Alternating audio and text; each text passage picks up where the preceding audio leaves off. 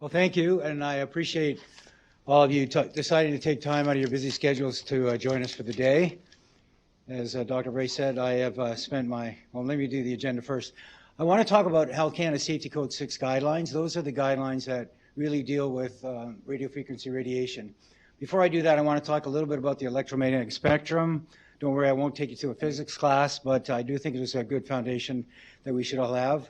I do want to raise some of the issues and concerns that we have with Safety Code 6 today, and then I want to touch briefly on what's going on internationally, and so what we're seeing in some other countries and regions of the world, and I do have some recommendations and some suggestions for next steps. As Dr. Bray said, I have spent my entire career in the technology sector, and I have seen the tremendous benefits that technology can provide if it's implemented properly. I've also seen the tremendous harm that can happen if technology is not implemented in a safe manner. And after 5 years of my own personal research, I have spending time with experts that you've seen today, international experts, I am convinced that our current implementation of wireless technology is absolutely not safe. That's why I co-founded C4ST 5 years ago now. As Dr. Bray said, we focus on raising awareness and educating Canadians on how to use technology safely, but we also are advocates at all three levels of government in Canada. I joined the Environmental Health Trust 2 years ago, not only because of their advocacy work, but they're unique, from my perspective, on any organization that actually helps fund high-level research in this important area that we have. Okay, as I said, I am not a physicist, so don't fear that I'm going to drill into this, but I thought it'd be worthwhile, and some of you may remember this from your early science or physics days. I think it's worth talking about the electromagnetic spectrum just a little bit. As a reminder, the wavelengths are at the top of the chart. They start at very high wavelengths that are measured in meters, that are about the size and length of a soccer field.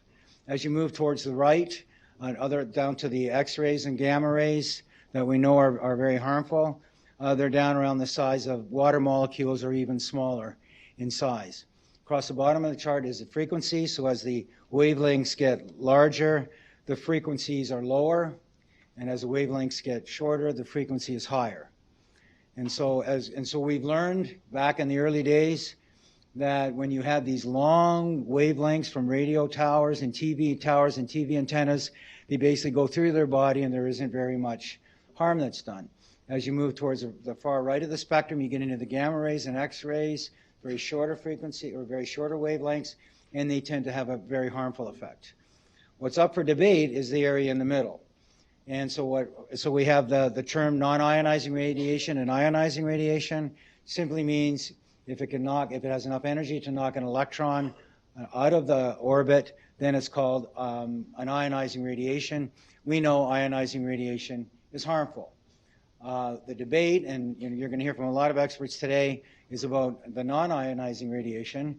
And this debate has been going on since the 1920s about whether you can not only non-ionize radiation, but the position that Health Canada is taking and the position that most countries, US, England, and others, that if there's not a thermal effect on the environment, then there's no harm. So in other words, if it doesn't cook, it doesn't harm. And what you're going to see today, and Dr. Miller presented some of the early evidence, that there are absolute effects on humans without heating tissue. And we'll talk a lot about that throughout the day today. Health Canada Safety Code 6, as I'm showing on the chart here, goes from the 3 kilohertz range, so very, very low in frequencies, right up to the 300 gigahertz range. Okay, Health Canada Safety Code 6 was established in 1979. It has very minor revisions over the last 40 years. Its purpose, it is only a guideline. It is not a mandate. Its purpose initially was founded to set safety limits for workers or visitors to federal regulated sites. So Health Canada will recommend limits, and then it's up to the provinces and the territories and other organizations to use them. Where it does get some teeth in it is when Industry, Science and Economic Development Canada uses Health Canada's guidelines to regulate to telecommunications products in Canada. And most provinces, territories, and school boards default to Health Canada's guidelines. And you're going to hear about that this afternoon when Shelley and I are speaking about the concerns about Wi-Fi in schools and using the default with Health Canada's guidelines. So as I said, originally founded in 1979, and they were focused on far field. So think of things that are far away. So cell towers, Wi-Fi, antennas. That's what the guidelines were in 1979. There's a metric. I think Robert's going to talk a little bit more about metrics, but it's really about the rate of flow of energy per unit area. So we're going to measure the amount of energy that comes from that cell tower into a unit area to make sure it doesn't surpass a certain guideline. In 1991, Health Canada realized that there's also now, as you're starting to get more cell phones and more personal devices, we needed something to measure the actual devices. So they came up with something called a specific absorption rate, and that is for phones, tablets, anything that is held close to or near your body, and that is a measure of the rate of energy and the way that energy is absorbed by the body, and there are certain criteria and limits to that part of it as well. Again, 1991, founded when we were barely using cell phones. We certainly weren't using smartphones, and we certainly weren't using tablets, and the guidelines have not changed in any major way since then. And as I've said before, the only established health effect that Health Canada acknowledges, or the FCC acknowledge, is that if it's thermal. In other words, if it's not heating the body, not heating any organism, then there is no harm. There's going to be a lot of scientific evidence presented today. I just wanted to present this one study. Actually, it's not a study, it's a summary of over 170 studies throughout the world that demonstrate effects of RF radiation on humans and animals without heating the tissue. And if you go through and follow through on that, out of the 170 studies and about 20 studies per, there's over 2,000 studies that are peer-reviewed, published studies that show that it doesn't have to heat to cause harm.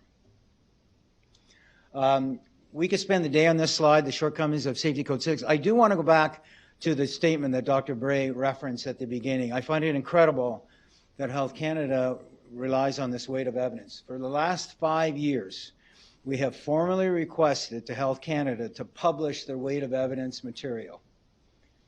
Don't hold your breath. We're still waiting for it. So, you know, the little bit that I've learned about the proper scientific review of scientific material is you publish what your assumptions, you publish the decisions that you've made. So it's easy for them to stand up and talk about weight of evidence. They are not actually producing that in any format or making any of it aware. The SAR measurements are done on a 220-pound or 100 kilogram mannequin. There is absolutely no distinction for children or elderly or people who are electrosensitive or pregnant women. You can sit in a classroom and you can have 16 or 20 of your peers in the classroom with cell phones and tablets. You could be sitting outside with a smart meter on the side of the building as a student or a teacher, and there could be a cell tower down the road. That cumulative effect is never measured by Health Canada or Industry Canada. What they measure is each individual device. As long as it passes the guidelines, then they're fine. They will argue that there's a buffer, but we've seen published information now that the buffer is not adequate to cover the cumulative effect. There's no analysis, no summary, no investigation of the exposure 24 hours a day or 7 days a week. We don't have any of that. And probably the biggest concern that we're starting to understand a little bit more is you go back to that arbitrary, I will use the term arbitrary, although it's unfair, range of 3 kilohertz to 300 gigahertz. Because 5G, the next generation, happens to fall in that guideline, then we assume it's safe. And I know Dr. Havas is going to do a lot better job of explaining that, but you know, we're assuming, first of all, if it doesn't cook, it doesn't harm. Secondly, it's in this range, so therefore it must not harm. We have met as C4ST with over 50 MPs over the last 3 or 4 years, and every time we bring up the topic of 5G, they say, I don't know, it must be okay because it falls in Canada's guidelines. I want to talk a little bit about global trends, and So on the good news standpoint, our SAR ratings in North America are a little bit better than the rest of the world. The bad news is that in power densities, in other words, something from cell towers or things that are farther away, there are countries like China, Italy, Russia, and Switzerland that have guidelines 100 times safer than the ones that we have, courtesy of Health Canada. International authorities, I thought, I was very pleased. I didn't realize, Dr. Miller, that there is actually a formal reinvestigation from IARC. I think that's tremendous, tremendous news. Because right now, the only things we have to rely on is ICNIRP, the International Commission on Non-Ionizing Radiation, which is my industry's group that's become an AGO. And if you read the biographies of every single individual in that commission, they are absolutely tied to industry. But they've managed to present themselves as an AGO independent group. So it's phenomenal work that my industry is doing on that front. The World Health Organization started an EMF project. 5 of the 6 members of the project are members of ICNIRP. So we already know what we can expect from them in that group. So the fact that that IARC is actually going to create this independent group of scientists, the last review done in 2011, there were approximately 30 scientists from around the world, spent several days reviewing the evidence, and came back with a conclusion. As Dr. Miller mentioned, there's an argument for 2A, but at least we got it into the 2B category. So we're hopeful that this group will happen quickly, and we're optimistic. And if we believe that if they evaluate the science, we will come back with a higher recommendation or stronger recommendation. Touch briefly, these are just a lot of logos from a lot of different organizations. So these are health or medical institutions from around the world that have come out with concerns over current guidelines. I'll point out the EMF Scientists Org, where there's over 200 scientists and researchers from over 40 countries that have actually written formal proclamations to the World Health Organization, to the UN, saying, look, we are very concerned about the use of RF radiation, and we're extremely concerned about the 5G that's coming down the pike. You can read the American Academy of Pediatrics expressing concern and are actually setting guidelines for parents on how much time their children should spend in front of screens because of their concerns. And I'll let you read the rest of those. Legislation in other countries back in as early as in 2000, Greece was one of the first countries to come out. So these are countries that have passed formal laws on these topics. So you can see, India, 2012, asking for or demanding and legislating that cell towers have 10% reduction from the ICNIRP and the World Health Organization guidelines. France has been one of the more aggressive countries in their protection of particularly children in schools and nurseries. Eliminating Wi-Fi, putting restrictions around the use of cell phones and advertising cell phones. In Belgium, it's illegal to market cell phones to children under 14 years of age, and you cannot create devices for children under 7 years of age. So there are countries around the world that are stepping up. I'll digress. When we talk to I think I took the slide out, but when we talk to Health Canada about this, they say, well, they're really not evidence-based science. And then we say, okay, show us your evidence-based science, and here we go around the loop. These are national policies now. See, this is not legislation, but I think it's worth pointing out that, back in 2015 and in 2009, Finland, Radiation and Nuclear Safety Authority, are issuing concerns. In Italy, the European Academy for Environmental Medicine, issuing guidelines for the prevention and diagnosis and treatment of EMF-related health problems. And then in Sri Lanka and France, again, all of these organizations or institutions coming out and saying, we're concerned with the current guidelines, they're not adequate, so we're going to do our own, in our own region, our own country, to help protect our citizens a lot better.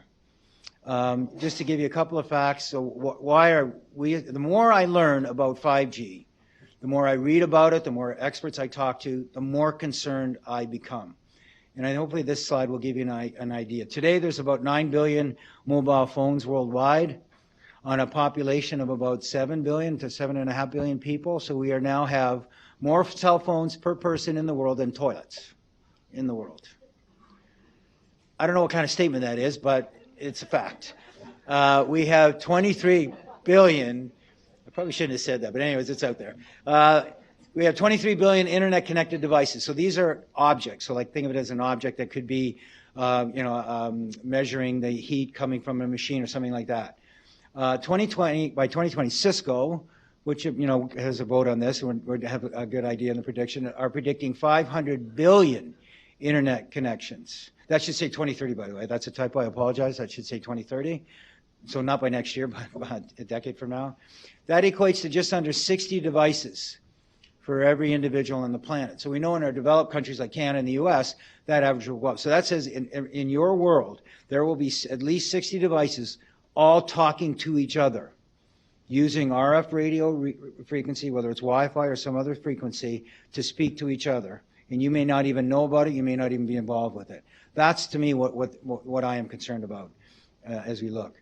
So our recommendations, we're recommending a moratorium on 5G until we understand the science and we feel comfortable that it is safe and it is not harmful. I believe my industry has to take on more responsibility. I think the days have passed where we get to ship something to the market and evaluate it to see if it has an impact. I think we should be treated as an industry. My industry should be treated the way the pharmaceutical industry is. You have to prove that the technology is safe before it is shipped to the market. Now, I know that's heresy coming from somebody from the industry, but I think my industry has lost the trust. If you go think about all of the public announcements on hacking, the loss of personal security, the loss of data, I think that ship has sailed where people are now trusting everything and all their devices to my industry, and I think we have to earn the right. And I think finally we need protection for electrosensitive individuals. I think we are doing a pathetic job of protecting people who are electrosensitive. So you can, and I get stories, I still get stories that break my heart from individuals where they say, my neighbor just put in a Wi-Fi and they put it on the ground floor of their house and I can feel it, and I go talk to them, and half the time the neighbors are good and the other half of the time the neighbors say, I need to watch the Raptors game in real time on my smartphone, so I'm not going to move it, and we have no recourse. If that person had a peanut allergy in an environment, we were educated to know what to do about that. We're educated to be smart about that. In the school environment, kids are missing school, teachers are dealing with, you're going to hear this afternoon, just horror stories. So I think that those are our recommendations. Next steps for you. So the fact that you're here, thank you and congratulations. I encourage you to stay current. There's 2 websites. I haven't put the C4ST website up. I'm embarrassed because we're a little bit behind, but the Environmental Health Trust website is, I would say, arguably one of the best websites in the world. The other website is Safe EMR. It's run by a professor out of the University of Berkeley in California, and Joel does an amazing job of keeping up to date. So if you're trying to stay current, and I know Dr. Havas is going to talk about her website, it's an amazing website in terms of scientific materials. So the material's out there and the information's there if you want. There's a handout cards, I think by the muffins, I think we left them. If you want to grab one of those, it really is about just safety tips. There's 9 tips there on how to protect yourself and your family. Very straightforward. We spend a lot of time. They're not rocket science things. Some of them are a bit inconvenience. And on our website, if you want to take, there's a link on that card that you can use. So again, thank you for your time, and again, thank you for taking the time for us today. Oh, do we have time? Okay, we have questions. Thank you. We now have some time for questions, so I'll just open up the forum, and then we'll do some housekeeping as well. Does anyone have any questions? Question here. Yes, please.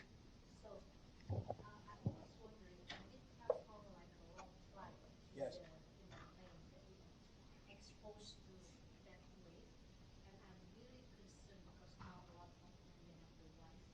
Yes.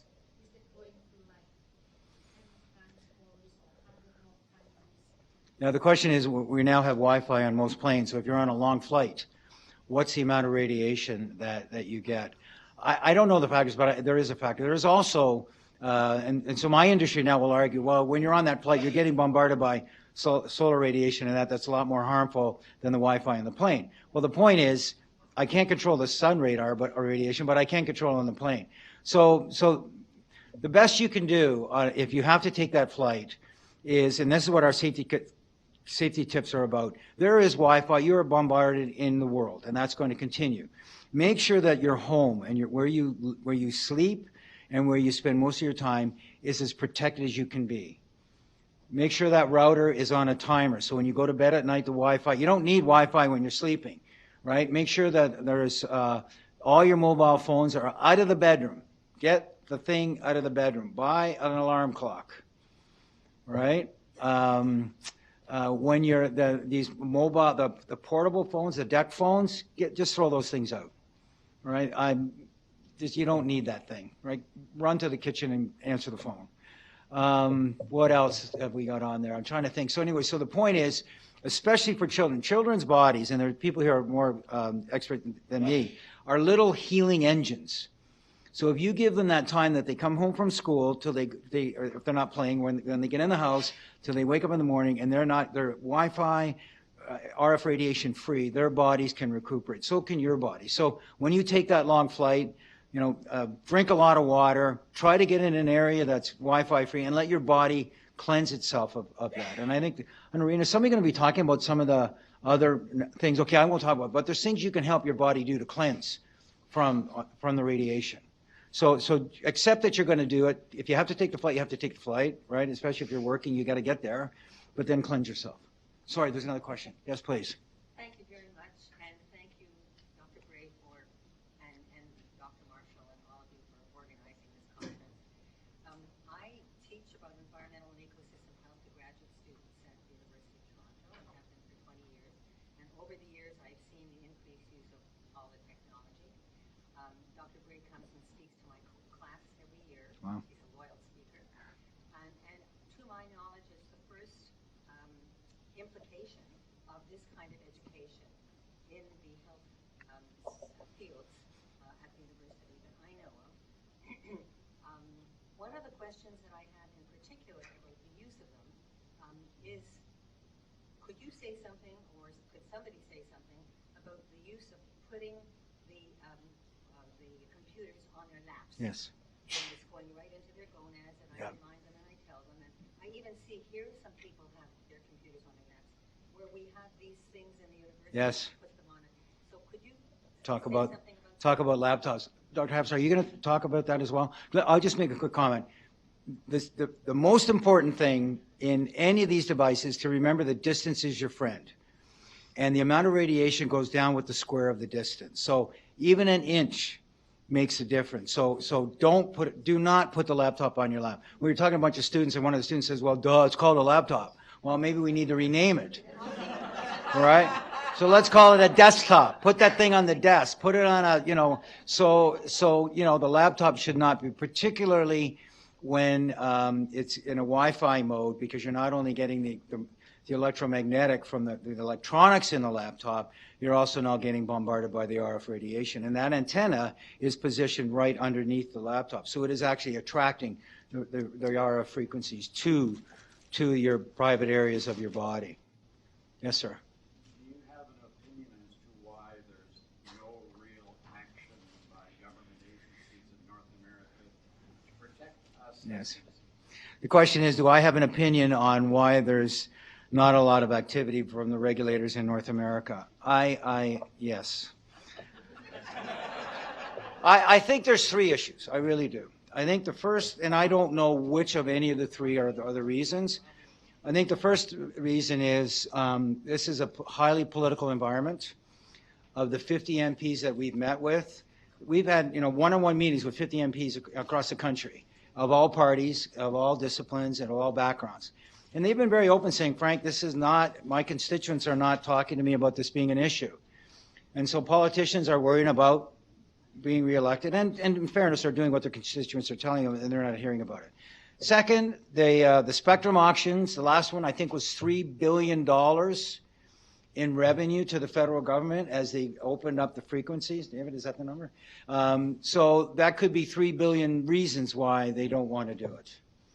And I think the third one is, as I said, this debate's been going on for 100 years. My concern, quite frankly, and I can make this comment about Health Canada, I think the individuals involved have been writing papers about this topic for several years.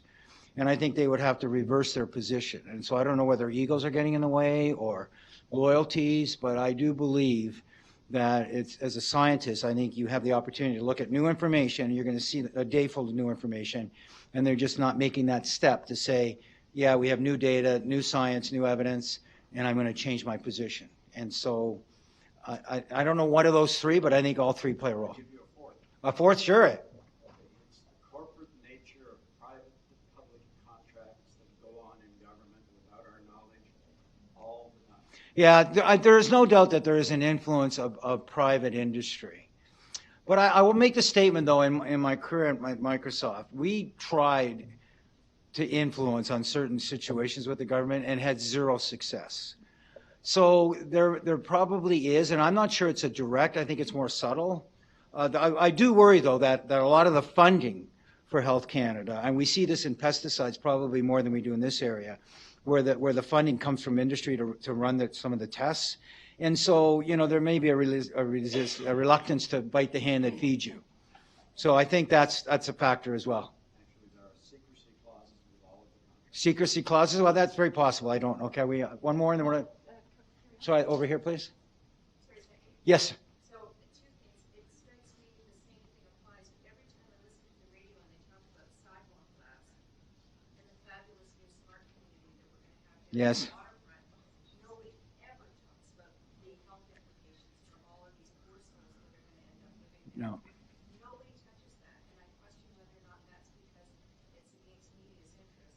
Well, you know, the question is, there's not a lot of media coverage. There is a cold hard fact that most of the media now is owned by the telcos, so that has to have an impact. We you know, I hear stories where people are worked on papers, thousands of words long, that just get killed, and they're, you know, strong science-based facts.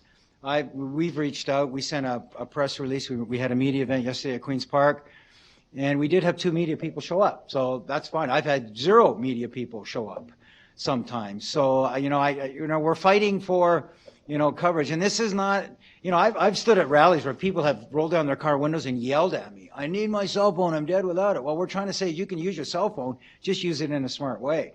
This is not a topic that most people want to hear about, right? Parents don't want to hear that my children shouldn't have, you know, more than an hour of screen time if they're, you know, X years of age. You know, they don't want to hear that stuff. So it's not a popular topic. And, you know, Wendy Mesley did CBC Marketplace did a feature last summer, and it has over 2 million hits on it. It's called The Secret Inside Your Cell Phone, if you haven't seen it. It's a very good documentary. It's been done very well. I'm disappointed. I wish she'd have been a little stronger in the conclusion of it, but she did get the facts out about, you know, holding the phone to your head and those sorts of things. So, okay, are we done? Yeah. Okay, thank you very much. I hope you found this worthwhile.